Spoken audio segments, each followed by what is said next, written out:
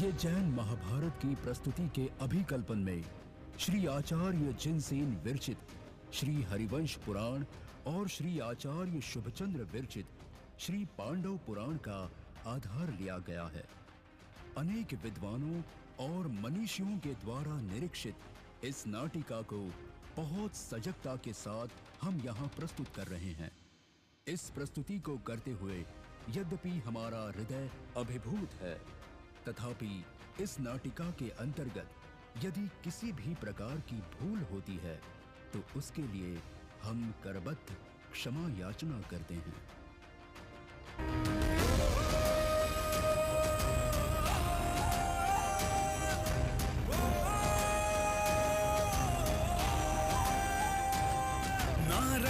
की ना द्वेष की ना मोह के उस भेष की, यह कथा देखो श्रेष्ठ है उस वीतरागी वेश की, उस वीतरागी वेश की। ना भीष्म के दुर्दंभ की, ना कुंती के उपलंभ की, ना मोह माया मान की, ना कृष्ण के अपमान की, ना द्यूत की इस क्रीड़ा की, ना द्रौपदी की पीड़ा की, ना कौरवों की यह व्यथा, ना पांडवों की यह कथा। महाभारत महाभारत वीतरागी महाभारत, सब युद्धों की है संहारक वीतरागी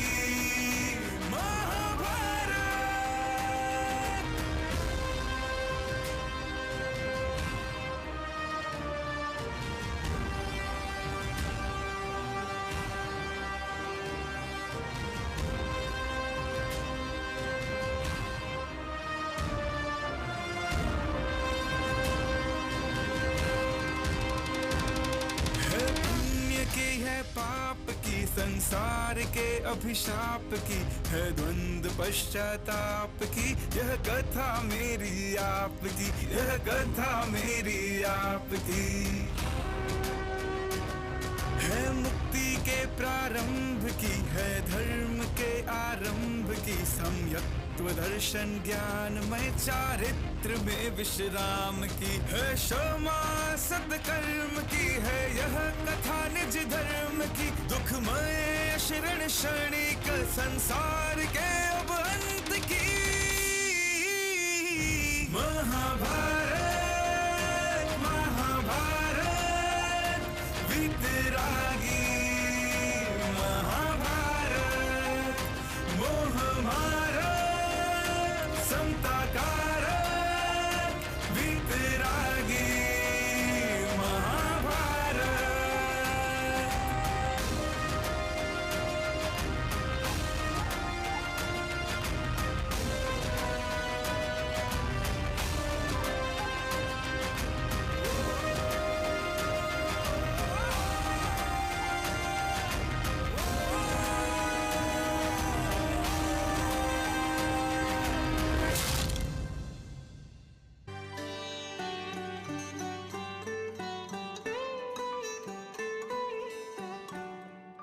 मैं राजा द्रुपद सभी उपस्थित नृपगण का माकंदीपुर में स्वागत करता हूं।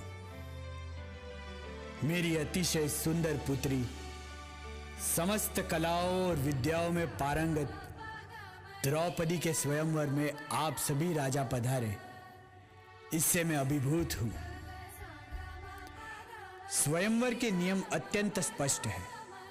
जो भी नर श्रेष्ठ आप सभी के समक्ष रखे इस देवोपुनीत धनुष से राधा की नासिका के मोती का वेद करेगा,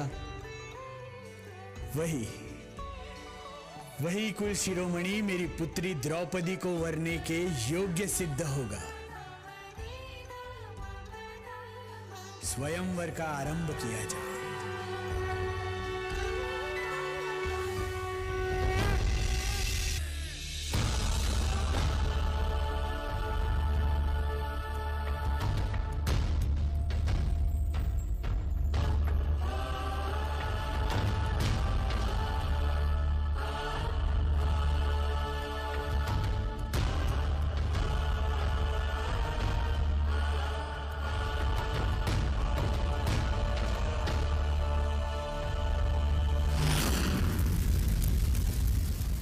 अरे इस धनुष का ऐसा प्रताप, ये धनुष तो बहुत शक्तिशाली है। अरे ये धनुष तो सच में दिव्यमान है। काशी नरेश, क्या इस सभा में कोई भी ऐसा नहीं जो इस धनुष की प्रत्यंचा तक चढ़ा पाए? क्या सच में ये धरती शूरवीरों से शून्य हो गई है? शूरवीरों से शून्य? अभी बताता हूं। हस्तिनापुर नरेश, महाराजा दुर्योधन पधार रहे हैं।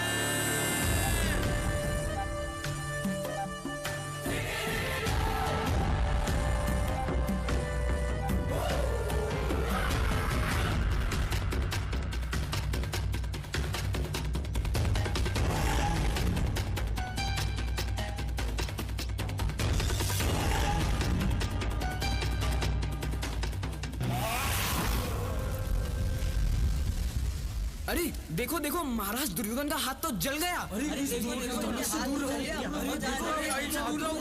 दूर रहो।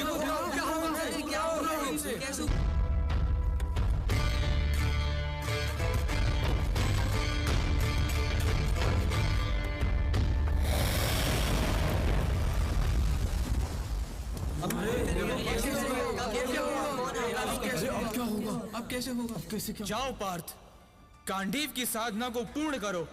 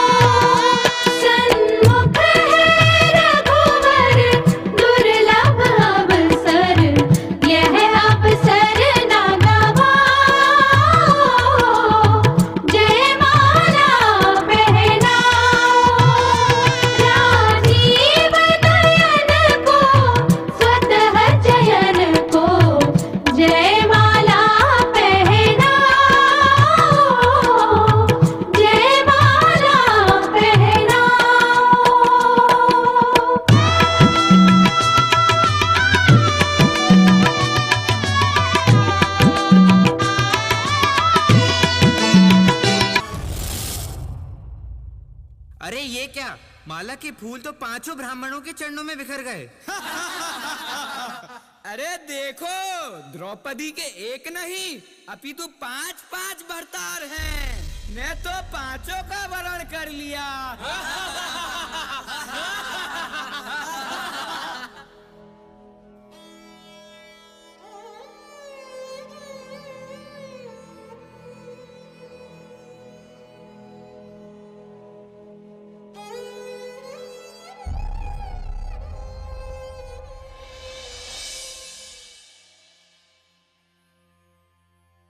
अरे द्रौपदी, यह कैसा पाप? 5 पति की तुम भरतारी, तनक भी लाज नहीं आई कि जग देगा भर भर गारी। शील का नहीं रखा कुछ ख्याल और कर बैठी तुम यह पाप। नहीं मन में है पश्चाताप, सहोगी जीवन भर संताप। अरे द्रौपदी तो अति महान, नहीं है उनका कोई दोष। सुनो तुम जैन कथानक भाई, नहीं है उसमें कोई दोष। अरे वे सती है गरिमावान, सदाचारी है पांडव भाई। जगत जन सुनो तुम सब आज, सभी ने मर्यादा है निभाई। युधिष्ठिर भीम पितासम लखे, नकुल सहदेव पुत्र माने, सदा वात्सल्य उचित रखा, पति बस अर्जुन को जाने। फूल माला टूटी है भाई, फूल पांचों के चरणे आए। भला इतनी सी घटना से 5 पति कैसे कहाये जाए? भला इतनी सी बात तो नहीं हो सकती, कोई तो बड़ा कारण होगा। क्या है कारण? क्या है? महाभारत महाभारत महाभारत महाभारत, क्रोधमल की पाप छल की कषायों की महाभारत।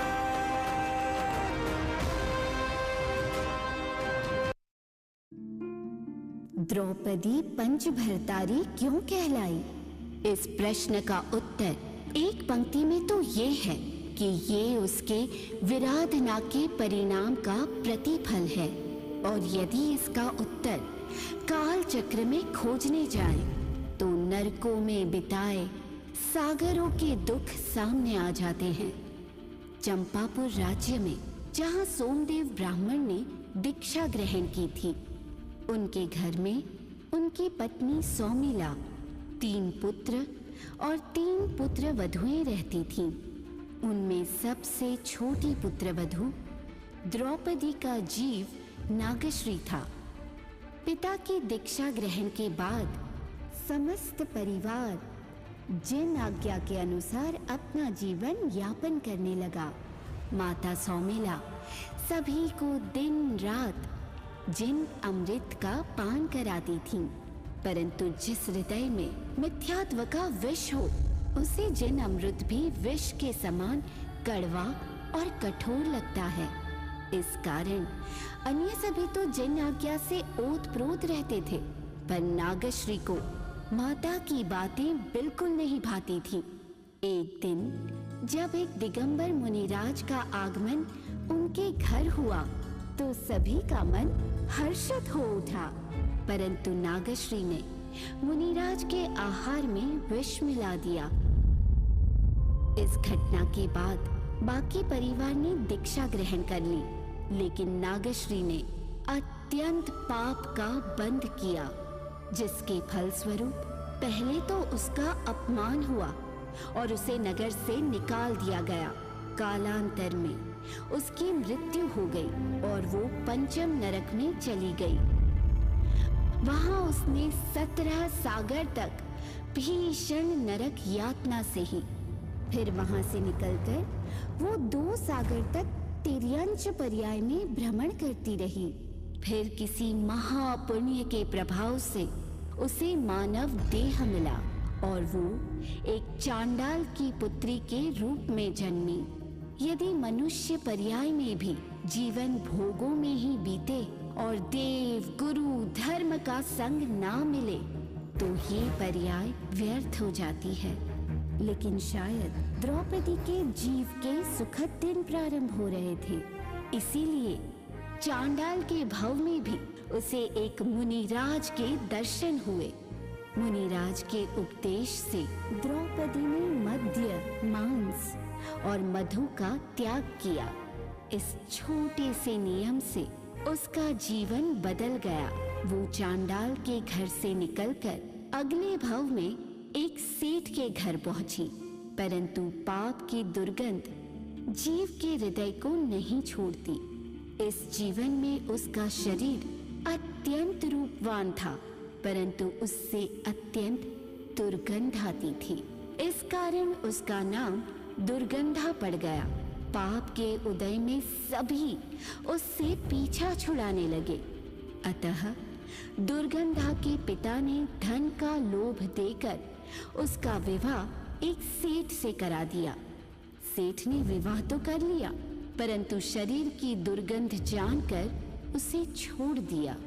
दुखी और असहाय दुर्गंधा वन में दिन बिताने लगी, जहाँ उसे पुण्योदय से 2 आरिकाएं मिली। आर्य का माताजी के वचन सुनकर वैराग्य उत्पन्न हुआ और दुर्गंधा भी आर्य का हो गई। तपस्या और साधना करते हुए उसने अपने शरीर को सुखा दिया, परंतु मिथ्यात्व का त्याग नहीं कर पाई। एक दिन वेश्या वसंत सेना 5 पुरुषों के साथ वन में क्रीड़ा करने आई। उसे देखकर दुर्गंधा के मन में ये विचार उत्पन्न हुआ कि आहा, ये कैसी भाग्यवती है, मुझे भी सुगंधित शरीर और ऐसा प्रेम प्राप्त हो। केवल एक क्षण के इस निंदनीय विचार के कारण अपयश प्रकृति का बंद हो गया और इसी एक परिणाम के कारण संसार के अज्ञानी लोग द्रौपदी को पंच भरतारी कहते हैं। वर्तमान भाव में भी द्रौपदी के संगी साथी वही परिवारजन थे जिनके घर में उसने मुनिराज को विष दिया था। तीनों पुत्र क्रमशः युधिष्ठिर, भीम, अर्जुन हुए और दोनों ज्येष्ठ पुत्रवध हुए। सम्यक्त्व के बल से स्त्री पर्याय को छिन्न कर नकुल और सहदेव हुए और यूं तो इस भाव में भी वे सोमभूति के जीव अर्जुन की ही पत्नी थी, परंतु महापाप और वासना के परिणाम स्वरूप वो पंच भरतारी कहलाई।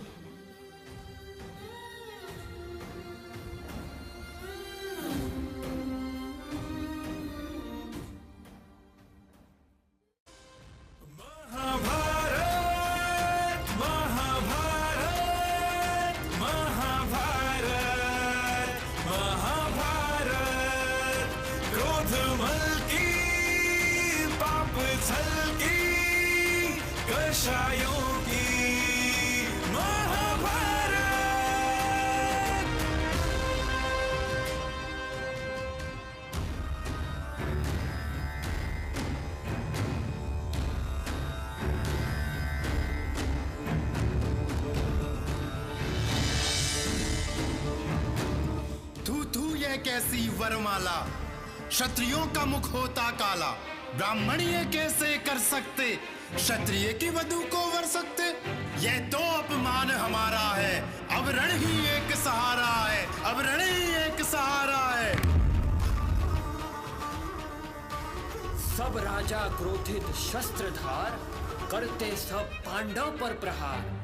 रथ दिए द्रुपद ने पांडव को, चल दिए सभी भीषण रण को। राजाओं ने हिम्मत हारी, रण में पांडव सब पर भारी। गुरुद्रोण सामने आने पर संदेश बाण में एक भरकर अर्जुन ने संदेशा भेजा।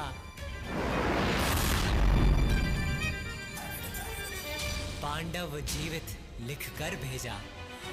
मैं अर्जुन शिष्य तुम्हारा हूँ, गुरु की आंखों का तारा हूँ। क्षण तनिक द्रोण विषण्ण हुए, फिर तत्क्षण अति प्रसन्न हुए। बोले कि पांडव आए हैं, सौभाग्य सुयश का लाए हैं। अब युद्ध और ना करना है, स्वागत इन सब का करना है, स्वागत इन सब का करना है।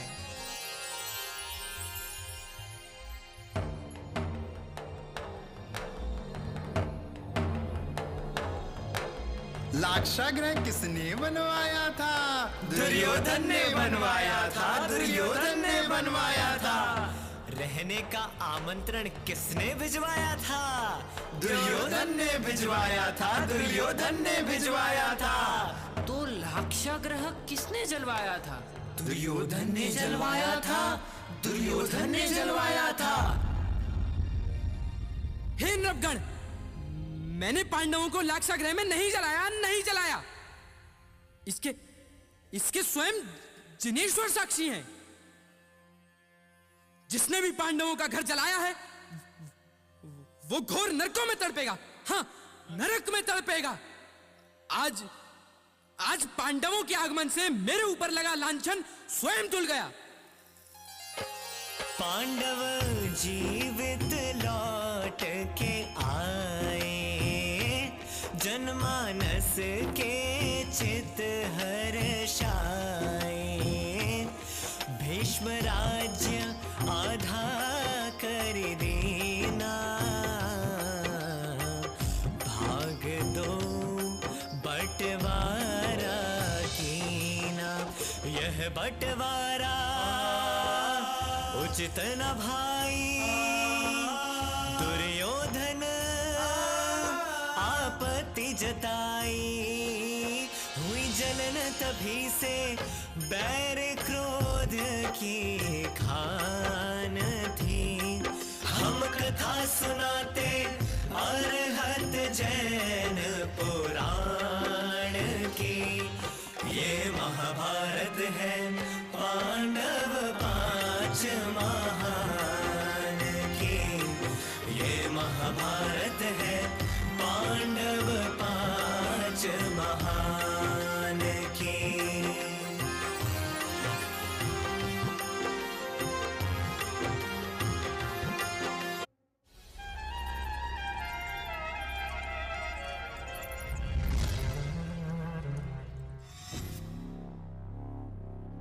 आज हस्तिनापुर के महाराज के माथे पर ये चिंता की रेखा है कैसी? ये कोई सामान्य रेखाएं नहीं है मामाश्री। ये रेखाएं तो उन पांडवों ने खींची हैं, और जब तक वो इस धरती पर रहेंगे तब तक ये उत्तरोत्तर गहरी होती जाएंगी। समझ नहीं आता कि क्या करूं। उनके पुण्य से वे मरुस्थल समान खांडव प्रस्थ भी इंद्र की नगरी के समान सुशोभित हो रहा है। जो देखो वो बस पांडव पांडव पांडव के ही नाम की जाप जपता रहता है। भैया दुर्योधन, मेरा वश चले तो मैं अभी किसी सेवक राजा को आधे राज का प्रलोभन देकर उन सभी दुष्टों की निद्रा को चिर निद्रा में परिवर्तित कर दूं। नहीं प्रिय दुशासन, नहीं। वृक्ष को नष्ट करने के लिए उसकी शाखाओं को नहीं काटा जाता। यदि वृक्ष का सर्वनाश करना है तो उसकी जड़ों का नाश करो। मैं कुछ समझा नहीं मामाश्री। राजन, पांचों पांडव जिस सिंहासन पर विराजमान हैं, उस सिंहासन के चारों पांव धर्मरूपी भूमि में गड़े हैं। मृत्यु तो दूर, जब तक वो उस सिंहासन पर विराजमान हैं, तब तक हम उनके एक रोम को तक स्पर्श नहीं कर सकते। यदि पांडवों का विनाश करना है तो उनके धर्म का विनाश करना होगा। और एक बार धर्मराज से हमने उसका धर्म छीन लिया तो समझना कि हमने उनका सर्वस्व छीन लिया।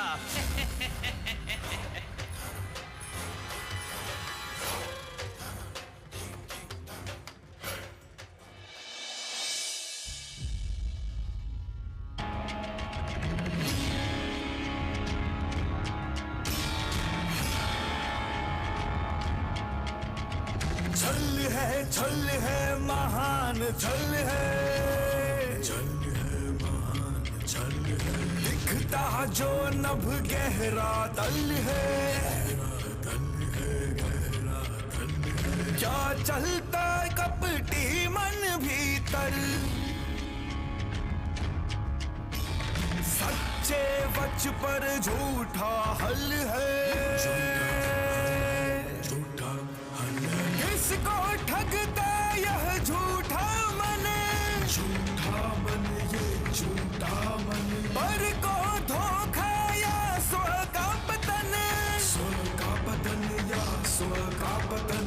यह माया का भीषण तांडव, पशुवत सहता वह मूर्ख बन। यह माया का भीषण तांडव, पशुवत सहता वह मूर्ख बन।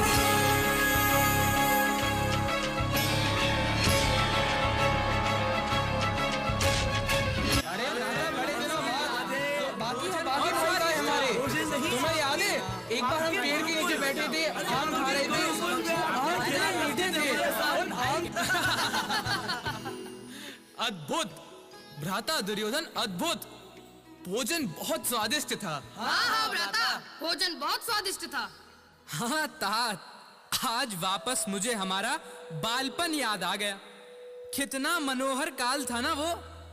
गुरु द्रोण के समक्ष शिक्षा लेना, एक साथ बैठकर गुरुकुल में भोजन करना, और वो प्रतिदिन मल्लयुद्ध के अभ्यास में मेरे हाथों मात खाना।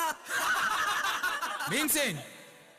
हाँ, और दुर्योधन भैया जब धनुष चलाते थे तो लक्ष्य होता था हस्तिनापुर और बाढ़ जाता था इंद्रप्रस्थ।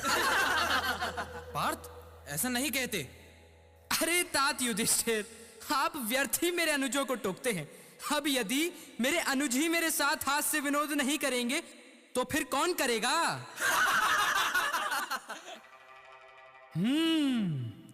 हंस लो पांडव, ये तुम्हारी हंसी के आखिरी क्षण हैं। हंस लो। तात, किंतु आज मुझे यह विश्वास हो गया है कि निश्चित ही आप धर्मराज हैं। मुझे तो लग रहा था कि आप मुझे कभी क्षमा ही नहीं करेंगे, लेकिन आप जैसे सिंधु हृदय वाले व्यक्ति को अपना बड़ा भ्राता कहने में मुझे गर्व होता है। भ्राताओं, बालपन की समस्त स्मृतियां मेरे मानस पटल पर नृत्य कर रही हैं, तो क्यों ना हम उनमें से कुछ स्मृतियों को पुनः जीवित कर लें। चलिए ना, बचपन की तरह साथ मिलकर कुछ खेल खेलें। चलो वापस मल्लयुद्ध करें। मल्लयुद्ध छोड़िए भ्राता भीम, मेरी आयुधशाला में मैंने कलिंग देश से नवीन गदाएं मंगाई हैं। एक बार आप उन्हें अपने शक्तिशाली करों में लेकर उनकी शोभा बढ़ाएं। कलिंग देश की गदाएं? अरे कलिंग देश की गदाएं तो बहु प्रसिद्ध है।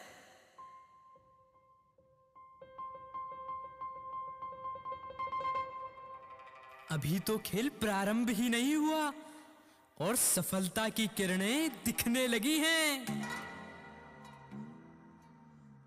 ये चौपड़ का खेल आज द्यूत का कार्यक्रम है क्या? प्रिय भांजे, इसे द्यूत कहकर इस खेल का अपमान मत करो।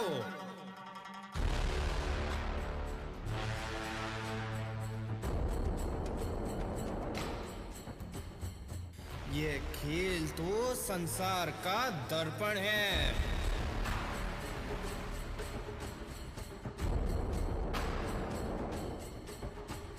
अब देखो, ये पासे कोई निर्जीव वस्तु नहीं, अपितु पुण्य और पाप के उदय हैं।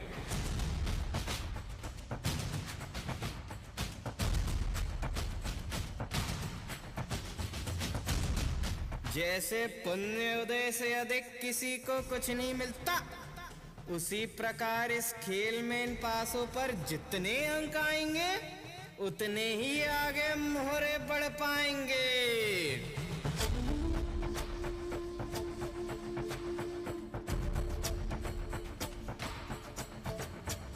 ये मोहरे मोहरे नहीं, अपितु प्राप्त संयोग है। देखिए कितना शिक्षाप्रद खेल है। खेल खेल में स्वाध्याय भी हो जाएगा।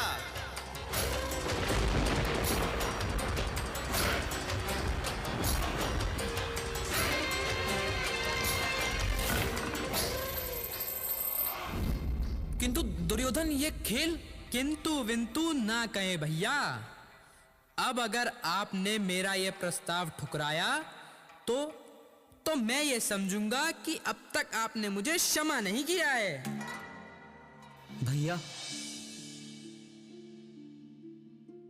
भैया, मुझे कुछ अशुभ घटने की आशंका हो रही है। कृपया इस खेल को ना खेलें। पार्थ, प्रथम बार तो दुर्योधन आदिक ने हमें इतने प्रेम से आमंत्रित किया है। अब क्या ऐसे किसी के प्रेम को ठुकराना उचित है?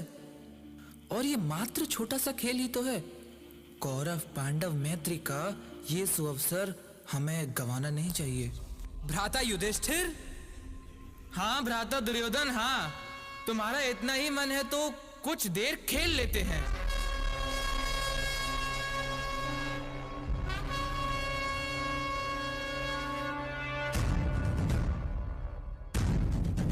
लीजिए भैया मेरा प्रथम दाव, ये हस्तिनापुर का कीर्तिमान उन्नत भवन। ठीक है दुर्योधन, मैं अपना ये देवोपनित बाजू बंद दाव पे लगाता हूं। ये लो भांजे,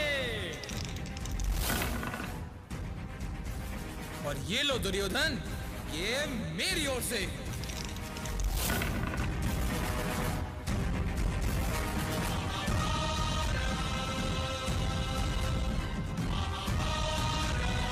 ये लो अगला दाव, और ये वाला मेरी ओर से।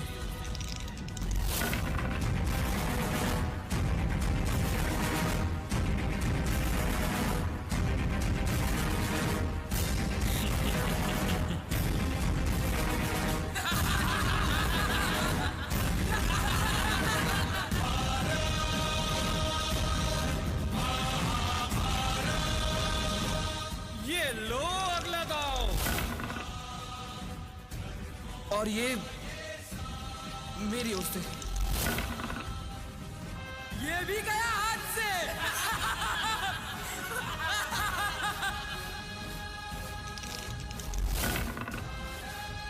पांडव तो अपना सब कुछ हार रहे हैं। हम तो सब कुछ हार गए भाई दुर्योधन, खेल समाप्त करें। सब कुछ? अभी तो आपकी सर्वोत्कृष्ट निधि शेष है धर्मराज। अपने धीर वीर गंभीर भाइयों और स्वयं को भूल गए क्या? अरे उन्हें दांव पर लगाइए।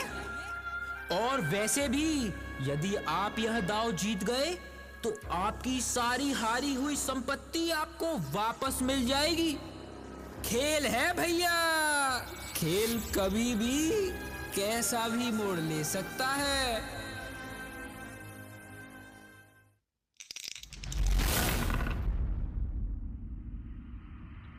मैं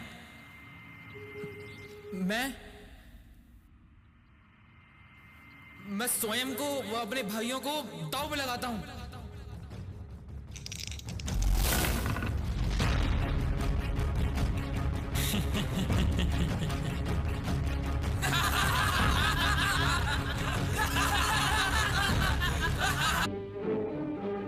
अब मैं निर्धन हो चुका हूं, मेरे पास कुछ भी नहीं रहा, कुछ भी नहीं बचा।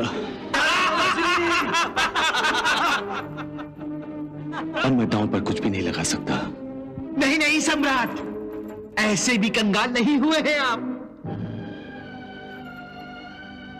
अब भी आपके पास एक हीरा बाकी है, सबसे अनमोल हीरा। नहीं, मेरे पास कोई भी हीरा नहीं है। है सम्राट, है पांचाली द्रौपदी।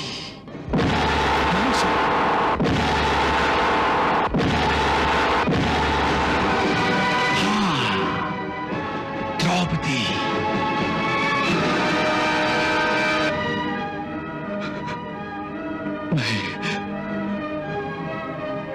मैं द्रौपदी को भी दांव पर लगाता हूं। द्रौपदी, द्रौपदी, द्रौपदी। मामा श्री। हाँ भांजे, तो आप भी बताइए अपना यशस्वी हाथ। हाथ में आया हीरा हाथ से जाना नहीं चाहिए। अवश्य। मामा श्री 12, मामा श्री 12, 12 अवश्य मिलेगा भांजे, अवश्य मिलेगा। मामा श्री 12, मामा श्री 12, मामा श्री 12, 12 मामा श्री अवश्य मिलेगा। मामा श्री अवश्य मिलेगा। 12 मामा श्री 12।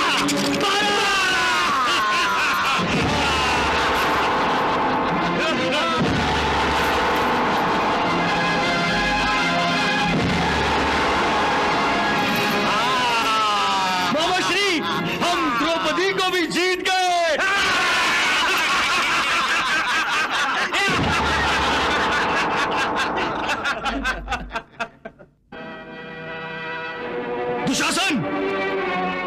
आज्ञा भ्राताश्री।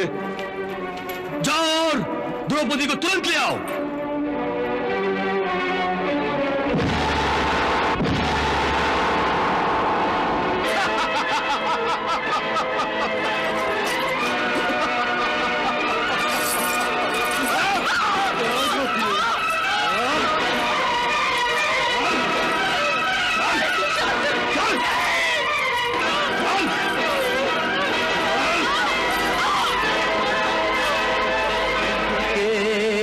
पकड़ के पांचाली के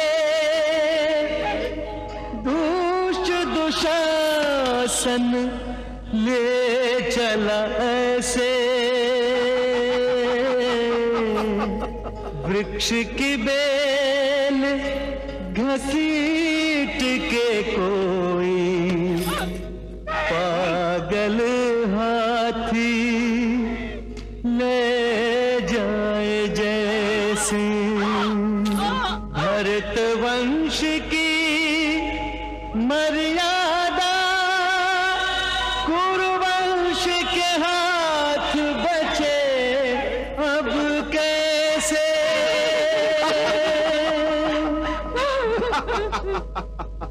भरत वंश की मर्यादा कुरुवंश के हाथ बचे अब कैसे। एक वसन से ढांप के तन को लाज बचा रही जैसे तैसे। एक वसन से ढांप के तन को लाज बचा रही जैसे तैसे।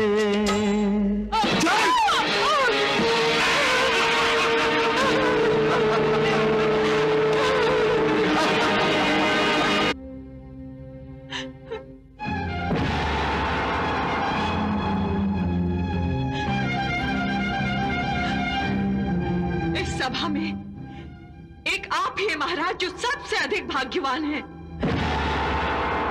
हाँ, भाग्यवान है इसलिए नहीं कि आप महाराज हैं, बल्कि इसलिए कि इस दरबार में जो अत्याचार हो रहा है उसे आप देख नहीं सकते। यदि देख लेते तो अपनी आंखें फोड़ लेते महाराज। निसंदेह आप देख नहीं सकते, परंतु सुन तो सकते हैं। यदि अब तक आपने कुछ नहीं सुना है तो अब सुन लीजिए, ताकि कल आप यह ना कह सके कि आपने कुछ नहीं देखा, कुछ नहीं सुना।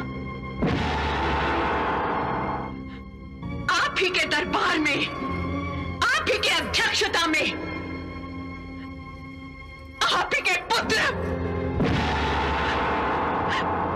आप ही के सामने,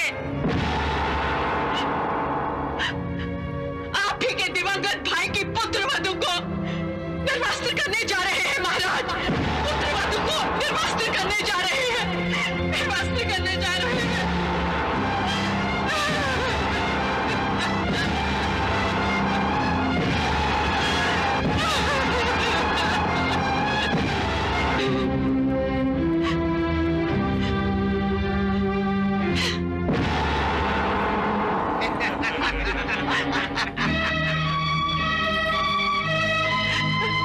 तुम में से हर एक महाशक्तिमान है, कोई सर्वश्रेष्ठ गदाधारी तो कोई सर्वश्रेष्ठ धनुर्धर,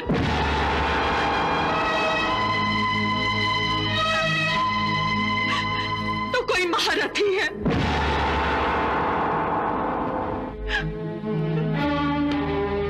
मेरी लाज के ये पांचों रक्षक जिन्होंने पानी ग्रहण के समय मेरी लाज की रक्षा की शपथ ली थी, आज मेरी ही लाज को लूटने वाले इन अधर्मियों के साथ न जाने कौन सा धर्म निभा रहे हैं। क्यों अपना मुंह सील कर बैठ गए हैं ये?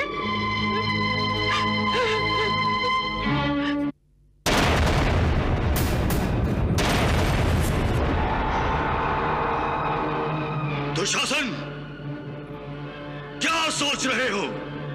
आज्ञा का पालन हो।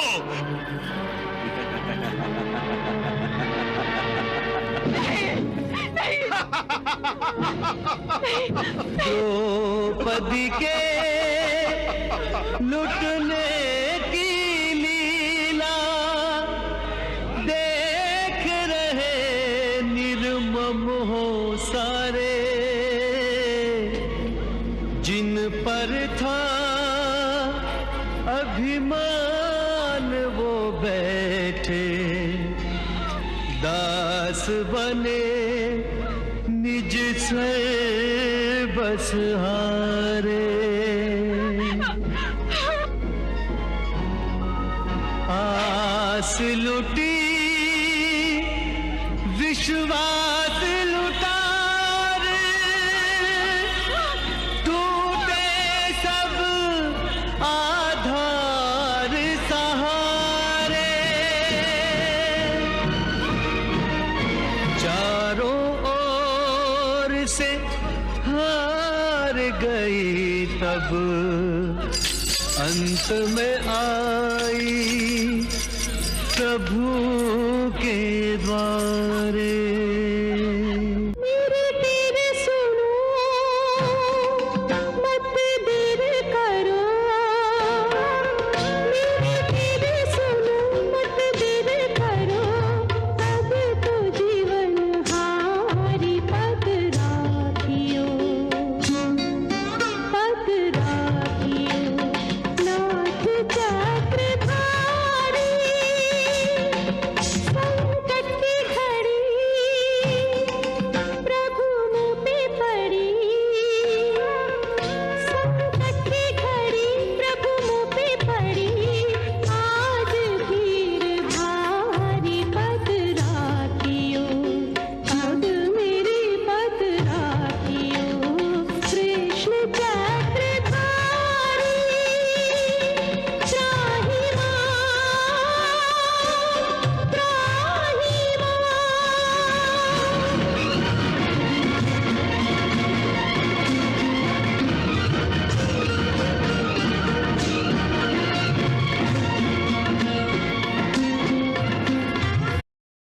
यदा यदा हि धर्मस्य ग्लानिर्भवति भारत, अभ्युत्थानम् अधर्मस्य तदात्मानं सृजाम्यहम्, परित्राणाय साधूनां विनाशाय च दुष्कृताम्, धर्म संस्थापनार्थाय संभवामि युगे युगे।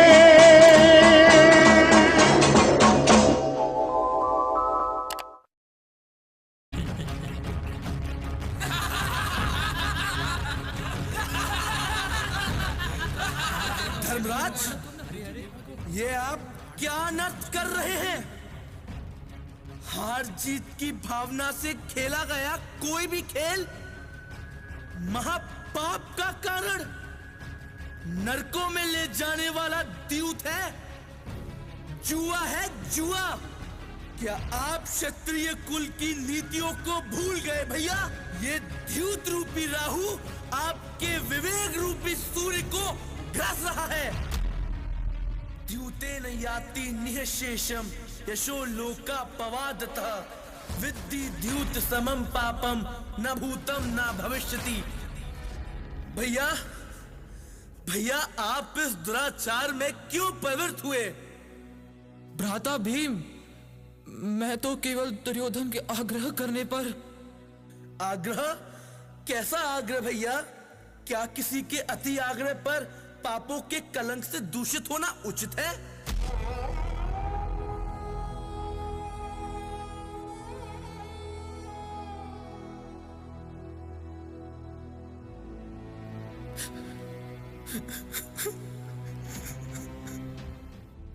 कैसा पाप का वेग, संपूर्ण जीवन जिन पापों के दलदल से सावधानी पूर्वक बचकर निकला, आज सीधा उसी पाप मल में स्नान कर लिया। धान्य, कुंडल और मुकुट हारने का कोई संताप नहीं, किंतु आज मेरी धर्म निधि लुट गई, मेरी धर्म निधि लुट गई।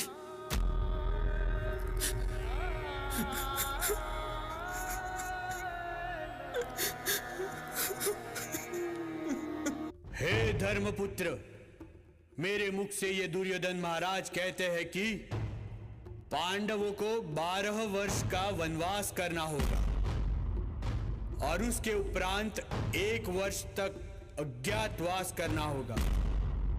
यदि अज्ञातवास के दौरान पांडवों को पहचान लिया जाता है तो पुनः 12 वर्ष वनवास में व्यतीत करने होंगे।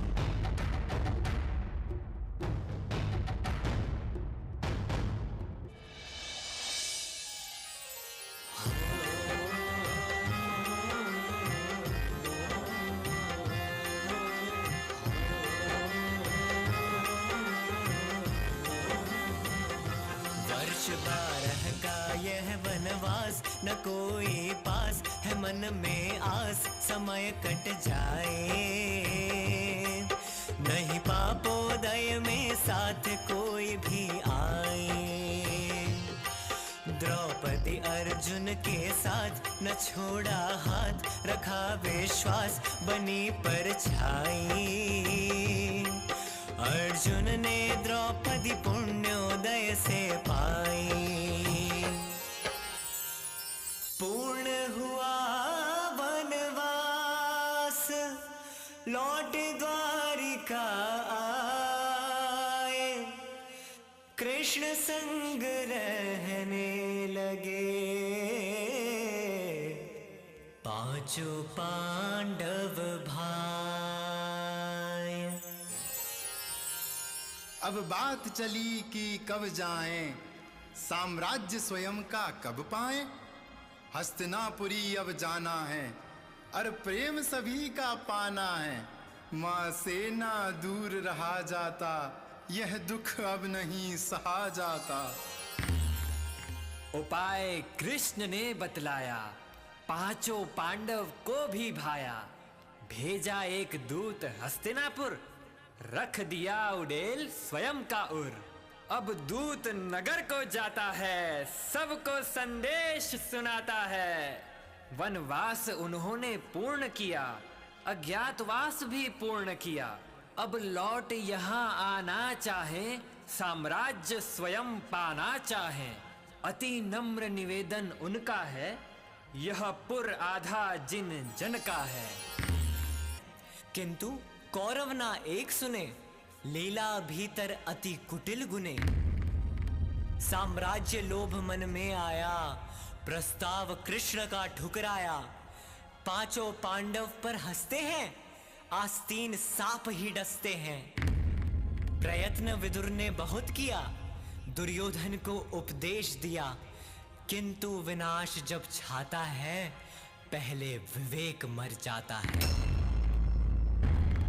संग्राम यहाँ भीषण होगा, विकराल बहुत ये रण होगा। प्रति नारायण इस ओर खड़े, नारायण दूजी ओर खड़े। कांपेगा धरती का कण कण, प्रारंभ होगा अब भीषण रण।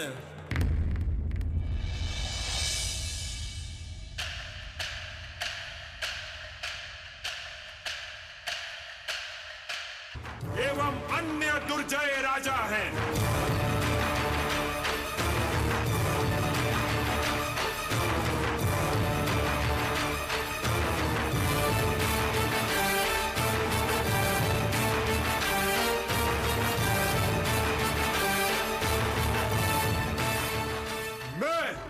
इस भूतल पर आरंभ होने वाले महायुद्ध की उद्घोषणा करता हूँ। महाभारत महाभारत महाभारत महाभारत। क्रोधमल की पाप छल की कषायों की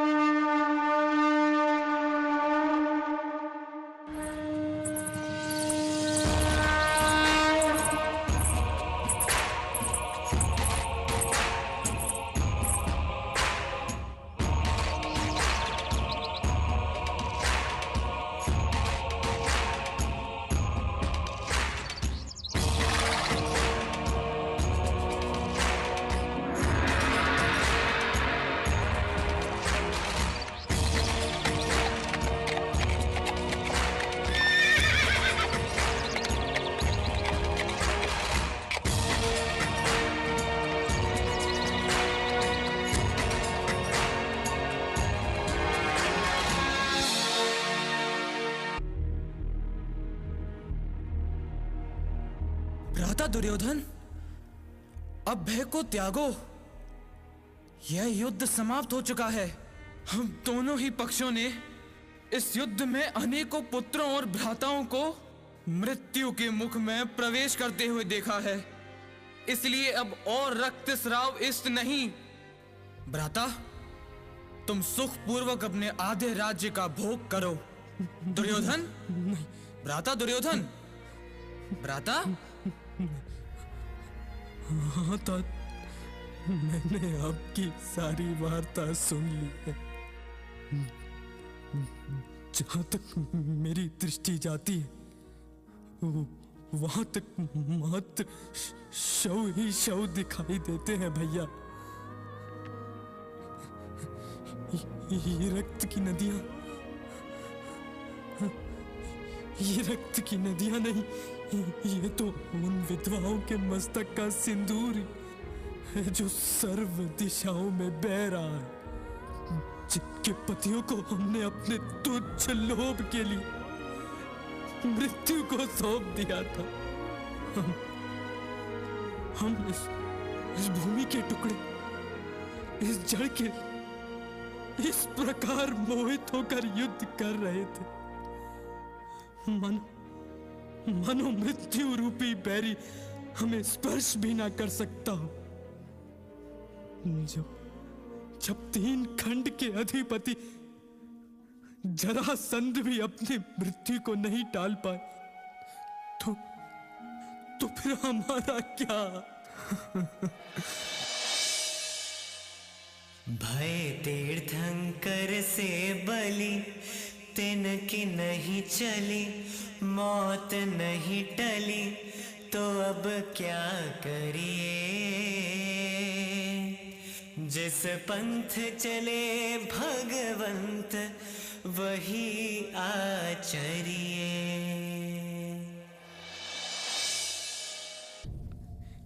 इन संयोगों के मोह का विष पी पीकर मैंने आज तक इस अमूल्य नरभव का तिरस्कार ही तो किया है, किंतु अब नहीं।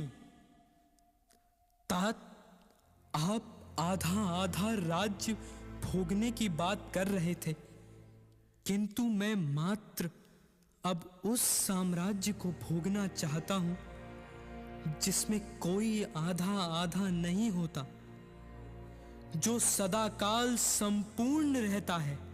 हाँ, अब मैं विदुर मुनिराज के समक्ष जाकर परम जैनेश्वरी दीक्षा अंगीकार करना चाहता हूँ।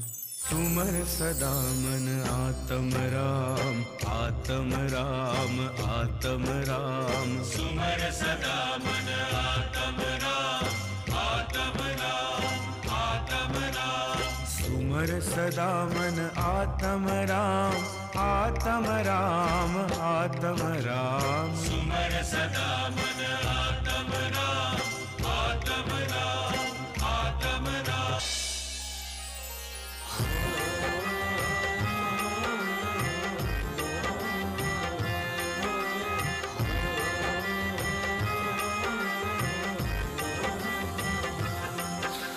हस्तिनापुर को पांडव आए, कृष्ण द्वारिका नगर को जाए। नेमिनाथ वैराग्य जुलीना, केवल ज्ञान प्रकट कर लीना।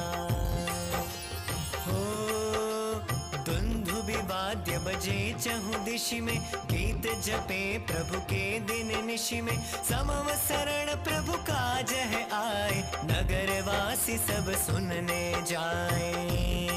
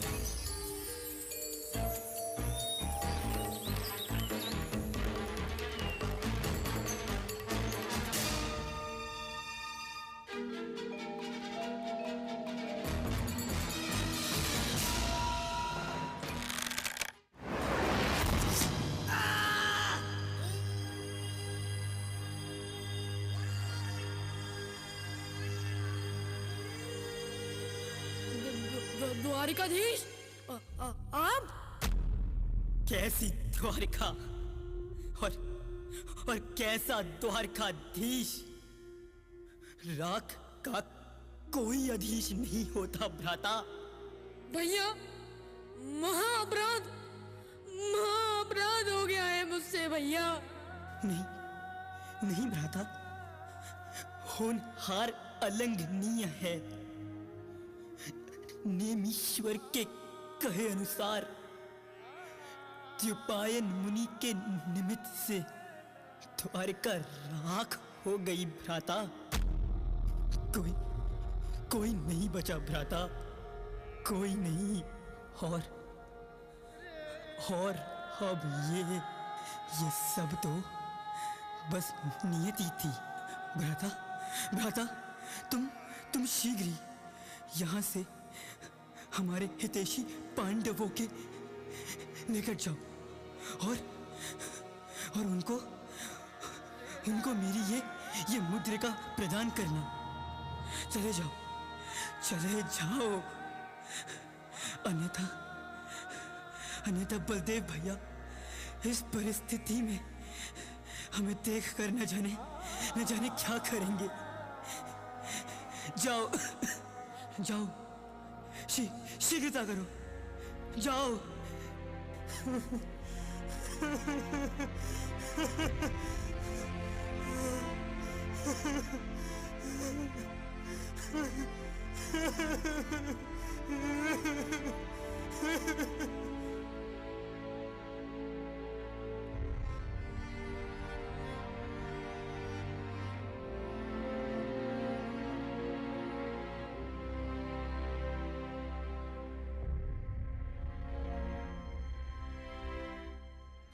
कृष्ण, उठो कृष्ण, ये जल ग्रहण करो। मुझसे बात करो कृष्ण, मौन क्यों हो?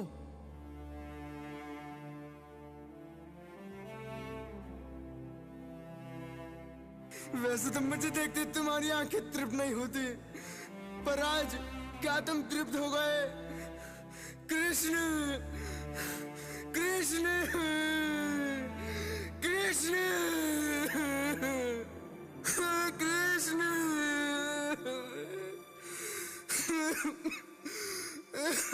कृष्ण।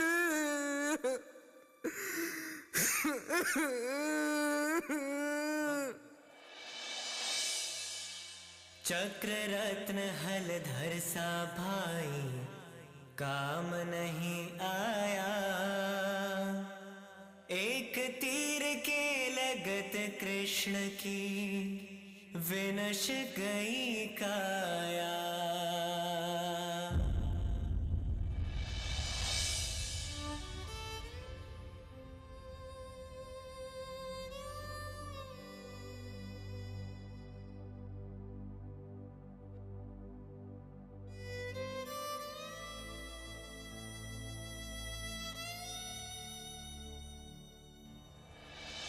शरत कुमार भटकते जाए, नगर हस्तिनापुर को आए। पांडव को मुद्रिका बताई, समाचार कह कथा सुनाई। पांडव चित्त अति दुख भर आया, तुरत द्वारिका कदम बढ़ाया। सुन दिव्य ध्वनि वहाँ नेमिनाथ भगवान की, हम कथा सुनाते अरहत जैन पुराण की। ये महाभारत है पांडव पांच महान की, ये महाभारत है पांडव पांच महान की।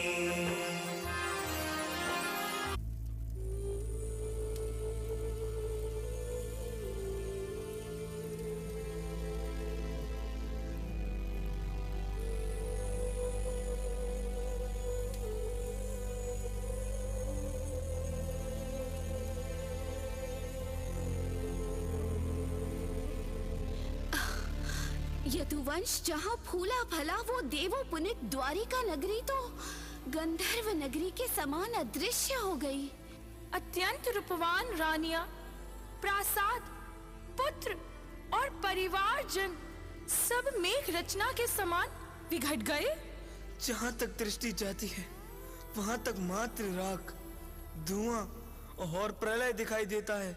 मानो स्वयं यम ने आकर इस धरा पर विनाशकारी नृत्य किया हो।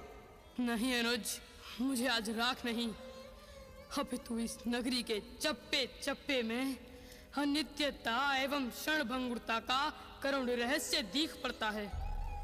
कौन इस मृत्यु से सनी हुई धरातल को देखकर कहेगा कि यह देवों द्वारा निर्मित द्वारिका नगरी थी, जिसमें किसी समय हमारे भ्राता त्रिखंड के अधिपति का निवास हुआ करता था। भ्राताओं, मैं नहीं जानता कि आज इस वायु में कौन सी गंध घुली हुई है, लेकिन आज ये भीमसेन अत्यंत असहाय सा अनुभव कर रहा है। जगत के सारे बल, सारी विद्याएं, समस्त अस्त्र शस्त्र एवं उपाय भी मृत्यु से मेरी रक्षा करने में समर्थ नहीं है। भैया, ये दोष हमारी स्वीकृति का है। नेमीश्वर ने 12 वर्ष पूर्व ही इस द्वारिका को भयानक अग्नि के द्वारा ग्रसीभूत होना बता दिया था, लेकिन फिर भी आज इस मरुस्थल में खड़े होकर मेरा हृदय विह्वल हुआ जाता है। नियति की अस्वीकृति ही सर्व दुखों का मूल है। दूसरों का लूटता हुआ धन, बिछड़ते हुए स्वजन, टूटते हुए घर और निकलते हुए प्राण तो हमें स्पष्ट दिखाई देते हैं, किंतु स्वयं के बूंद बूंद रिश्ते हुए जीवन पर एक क्षण भी दृष्टि नहीं जाती। भैया, नियति ने द्वारका को 12 वर्ष दिए थे, किंतु यदि हमारे पास उतना समय भी ना हुआ तो?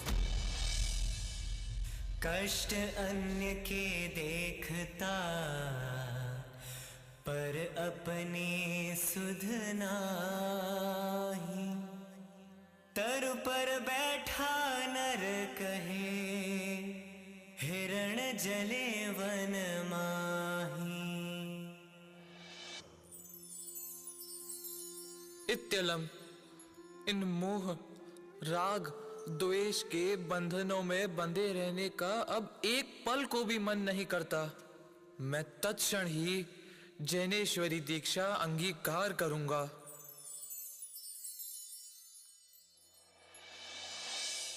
अब विषयों में नाही रमेंगे, चिदानंद पान करेंगे। चहु गतियों में नाही रुलेंगे, चिदानंद पान करेंगे। तो कहानी खत्म? नहीं भाई, पांडवों के असली पराक्रम की कहानी तो अब शुरू हुई है।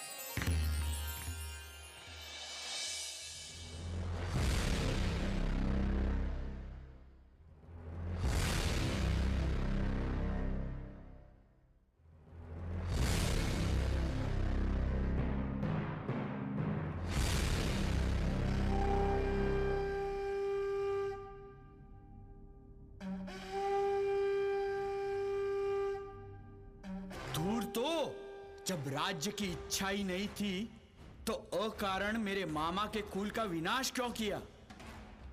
इतना विशाल संग्राम और भयंकर नरसंहार करने के बाद देखो तो कितनी शांति से इस पहाड़ पर खड़े हुए हैं। किंतु तुम लोग निश्चिंत रहो, जिन रत्नों और आभूषणों के लिए तुम क्रूर पांडवों ने मेरे मामा के संपूर्ण वंशजों की हत्या की है, उन आभूषणों को मैं तुम्हें ब्याज समेत लौटाने आया हूं। लोहमयी आभूषण गढ़ के ताते कर पहराय, पांचों पांडव मुनि के तन में तो भी नहीं चिगाए। यह उपसर्ग सयोधर तीरता, आराधन चित धारी। तो तुमरे जिय कौन दुख है, मृत्यु महोत्सव भारी। सर्वार्थ सिद्धि को है गए, नकुल और सहदेव। सिद्ध हुए हैं शेष त्रय, जय जय जय जिन देव। अंशराग का है दुखदाई, कारण यह दुर्गति का भाई। तीन भाई ने मुक्ति पाई, पांडव दो इह रह गए भाई।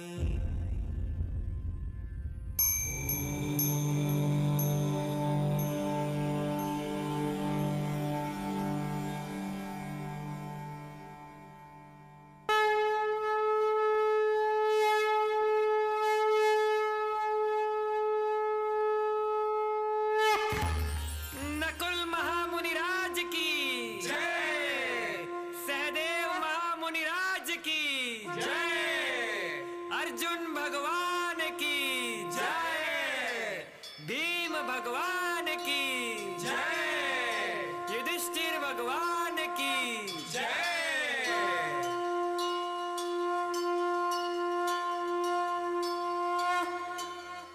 युधिष्ठिर से मिली यह सीख की श्रद्धा अटल हो, चरित हो भीम सा पर्वत सरीखा जो अचल हो।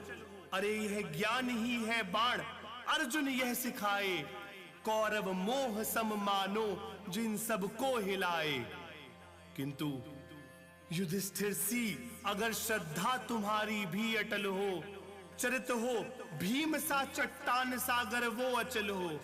ज्ञान अर्जुन के बाणों सा सरीखा हो जो पैना, न कर पाएंगे कुछ कौरव भले हो मोह सेना। महाभारत ये मेरी है महाभारत तुम्हारी, मोह कौरव जो जीता हार पक्की है हमारी। मगर यदि पांडवों सा ज्ञान श्रद्धा आचरण हो, विजय भव हो तुम्हें तुम ही तुम्हारी अब शरण हो। विजय भव हो तुम्हें तुम ही तुम्हारी अब शरण हो।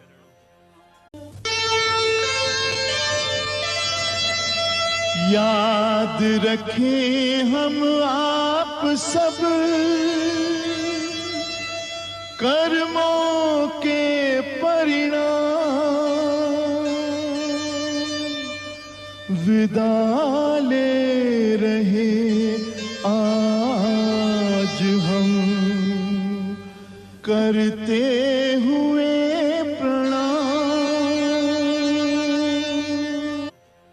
हुई कथा पूर्ण प्रिय वीतरागवे ज्ञान की। हम कथा सुनाते अरहत जैन पुराण की। ये महाभारत है